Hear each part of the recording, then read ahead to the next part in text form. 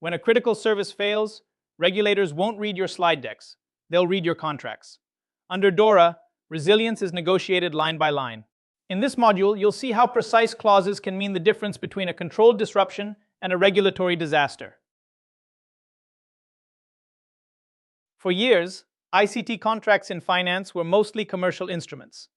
You negotiated price, liability caps, and vague best effort promises. If something went wrong, the main consequence was arguing over compensation after the fact. DORA reverses that logic. Contracts now function as regulatory risk controls. The focus shifts to service continuity, criticality of functions, and enforceable audit and access rights. Supervisors expect these clauses as mandatory safeguards to achieve operational resilience, not just as tools to settle losses once an outage occurs. Think of DORA compliance with third-party providers as a single golden thread. It starts with risk identification. Which services are critical, and what could realistically happen if they fail or are compromised. You then translate that risk view into the contract through explicit clauses on security, resilience, access, and audit rights. Only after that can you reliably monitor evidence through logs, reports, and audits. That evidence then feeds into your reporting to the board and to regulators. If the contract doesn't grant access to the evidence you need, the entire chain breaks. When you negotiate ICT contracts under DORA, think in terms of 4 pillars that support operational resilience. First, visibility. You must secure access, audit, and information rights so you can actually see how the provider runs and secures your services. Second, performance. SLAs and security obligations need clear, measurable targets and consequences, not vague commitments. Third, control. You decide if, how, and where the provider may sub-outsource critical elements. Finally, exit, termination, data portability, and transition support must be planned up front. If any of these pillars is weak or missing, the whole arrangement becomes a resilience and regulatory risk. The first pillar, visibility and access rights, is foundational. If you can't see what a provider is doing, you can't control the risk. Financial entities must be able to inspect systems, premises, and relevant staff, and regulators need their own direct access when required. Vendors must also provide timely, accurate information and logs, while the financial entity retains full ownership and control over all of its data. Performance and SLAs turn DORA's resilience expectations into concrete obligations for your ICT providers. Begin with precise targets. Uptime, latency, and batch processing windows aligned to your critical services and impact tolerances. These have to be objectively measurable, not marketing claims. Then set out remedies. If targets are missed, you want more than minor credits, clear escalation paths, temporary safeguards, and, for repeated failures, structured remediation plans. You also need regular reporting, trend dashboards plus root cause analyses for material breaches, and always retain a right to exit in cases of persistent underperformance or unmanageable risk. Under DORA, vendor security can't be treated as good enough just because a provider holds a certification. Their controls must align with your risk appetite, including strong encryption and access management that match your own standards. They also need to participate in your advanced testing, such as threat-led penetration tests, and commit to fixing critical weaknesses within agreed timelines. Business continuity targets and backup testing must be clearly defined, regularly validated, and evidenced to you on request. Sub-outsourcing is where risk quietly multiplies.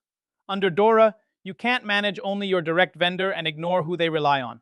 First, you need transparency. You must know which subcontractors are used, where they operate, and be notified promptly when that chain changes. Second, your controls must flow down. The security, resilience, and audit rights you have with the main vendor must also bind the subcontractor. Finally, you need a right to object or to exit when a proposed subcontractor materially increases risk to your critical services. An exit strategy under DORA isn't just a legal clause, it's a resilience control. You need clearly defined triggers for leaving a provider. For example, material regulatory changes, serious or repeated security failures, or persistent SLA breaches that threaten critical services. Once a trigger is hit, the contract should guarantee a transition period where the vendor keeps services running while you migrate, and actively helps you move data and workloads to another provider or back in-house. For critical functions, Exit plans must be written, technically feasible, and regularly tested so you know they work before a crisis. For DORA, data portability and deletion are not nice-to-have clauses. They are core resilience controls. Portability means you can extract all relevant data from a provider quickly, in usable standard formats.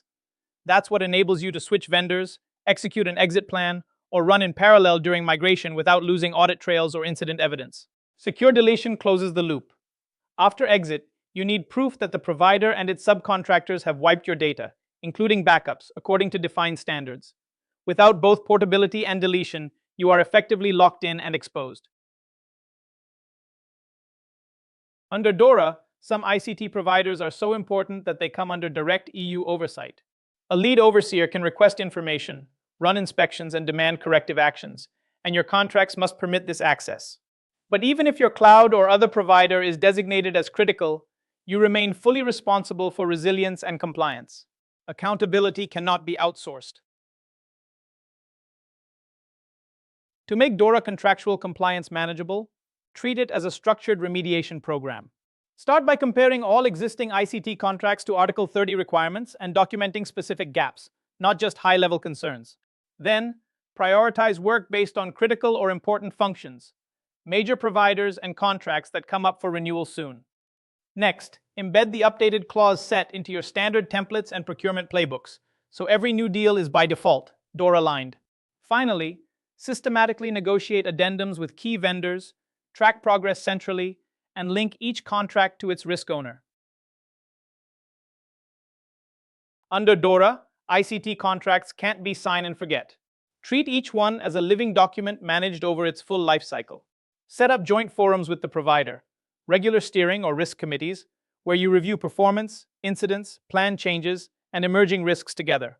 Run structured annual reviews to reassess whether the service is still critical, whether controls and SLAs meet DORA expectations, and whether new regulatory guidance needs to be reflected. And embed formal change management so upgrades, scope changes, and renegotiations follow a controlled, risk-based process. DORA is not just a best practice checklist. It carries real consequences if you ignore it. Supervisors can impose substantial administrative fines and recurring penalty payments until issues are fixed. In some jurisdictions, members of the management body may even face personal, including criminal, liability. Regulators can also order activities to stop or contracts to be terminated, directly disrupting core business. Treat your ICT contract as a security and resilience control, written, detailed, and aligned with DORA. Build in strong access and audit rights so you can actually see how the provider operates. Lock down expectations with measurable SLAs. Control any sub-outsourcing and don't just plan exits, rehearse them. When these elements work together, the contract becomes a practical shield for operational resilience.